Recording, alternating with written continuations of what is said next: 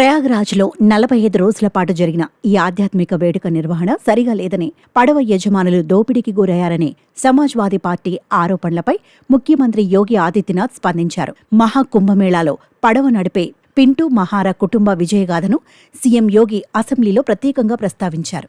మహాకుంభమేళ దోపిడీకి వేదికగా నిలిచిందని ప్రతిపక్షాల నుంచి తీవ్ర విమర్శలు వ్యక్తమవుతుండటంతో శాసనసభ వేదికగా మహాకుంభమేళ విజయగాథలను వివరించారు సీఎం యోగి.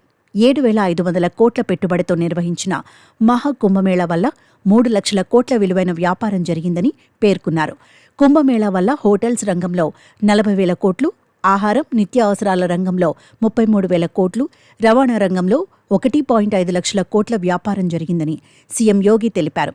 ఆధ్యాత్మిక కార్యక్రమాల ద్వారా 20,000 కోట్లు, విరాళాల రూపంలో 660 కోట్లు, టోల్ ప్లాజాల ద్వారా 300 కోట్లు, ఇతర మార్గాల ద్వారా 66,000 కోట్ల ఆదాయం సమకూరిందన్నారు.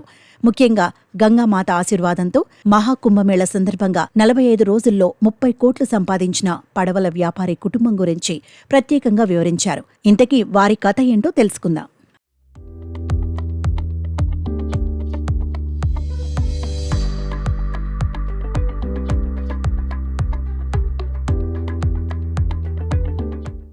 మహాకుంభమేళ సందర్భంగా కోట్లాది మంది భక్తులు ప్రయాగ్రాజ్కు భారీగా తరలిరావడంతో స్థానికంగా పడవ నడిపేవారికి బంపర్ ఆఫర్ లభించినట్లయింది. భారీ ఆదాయానికి మార్గం ఏర్పడింది. ఈసారి యాత్రికుల సంఖ్య రికార్డు స్థాయిలో ఉంటుందని ప్రయాగ్రాజ్లోని అరైల్ ప్రాంతానికి చెందిన పింటూ మహారా ముందే అంచనా వేశారు. ఆ ఆలోచనతోనే అతడు తన కుటుంబం కోసం మరో 70 కొత్త పడవలు కొన్నాడు. అప్పటికే పింటూ దగ్గర 60 పడవలున్నాయి. మొత్తంగా మహాకుంభమేళాలో 130 పడవల ద్వారా యాత్రికులకు గంగానదిలో ప్రయాణం చేసే వీలు కల్పించి కనీవిని ఎరుగని రీతిలో 45 రోజుల వ్యవధిలోనే 30 కోట్లు సంపాదించగలిగామని వారు అంటున్నారు. हमने बहुत कुछ पाया, पैसा भी पाया और आशीर्वाद भी लोगों का पाया और हमको जो लगा भाई अच्छा काम भी करना, लोगों को नहलाना, कम पैसों में नहलाना, फ्री में नहलाना, गरीबों को नहलाना, अमीरों को नहलाना, विकलांग लोग को नहलाना, ये एक अच्छा कार्य होता है जो हमने किया. पैसा भी कमाया हमने, हमारे पूरे खानदान में सभी लोगों ने पैसा कमाया, हमारे पूरे जितने भी निषाद समाज है सब ने पैसा कमाया.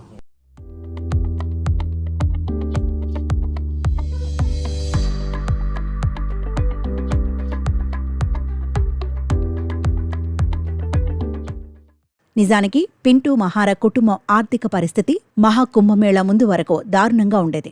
ఈసారి ఎలాగైనా డబ్బు సంపాదించగలననే పూర్తి విశ్వాసంతో ఇంట్లో తమ మహిళల నగలమ్మి మరీ పడవలు కొన్నాడు. ఆ ధైర్యం, తెగువకు అదృష్టం కూడా తోడు కావడంతో మహాకుంభమేళాతో పింటూ కుటుంబం దశ తిరిగింది. తరతరాలుగా ఎవరూ సంపాదించని విధంగా గణనీయమైన ఆదాయం దక్కించుకున్నాడు. 2019 కుంభమేళా అనుభవంతో ఈసారి జరిగే కార్యక్రమం మరింత ఘనంగా ఉంటుందని ఆలోచించి ఈ ప్రయత్నం చేశాడు పింటూ మహారా. అయితే పడవ కొనుగోలుకు అయ్యే ఖర్చు, ఒక పడవను నడపడానికి రోజువారీ ఖర్చుతో సహా ఇతర వివరాలను వెల్లడించలేదు.